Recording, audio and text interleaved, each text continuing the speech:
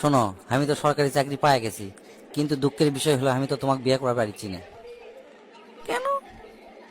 বিয়ের আগে তুমি আমাকে কি কইছিলা যে তোমাকে পাইতে হলে আমার একটা চাকরি থাকা লাগবে, এমন চাকরি যে চাকরি সিকিউরিটি আছে।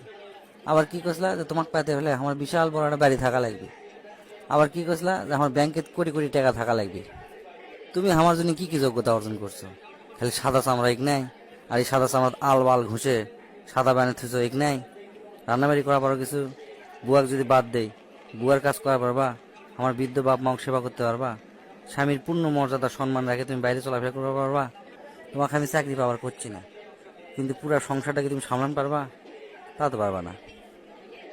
তুমি পারবা কি বিয়ার পর পরকিয়া করে প্রেমিকের সাথে খাটকা পাবার? আর বিয়ে করার সময় চাবা কি ভালো মনের একজন স্বামী, হ্যান্ডসাম হওয়া লাগবে, কোটি কোটি টাকা হওয়া লাগবে।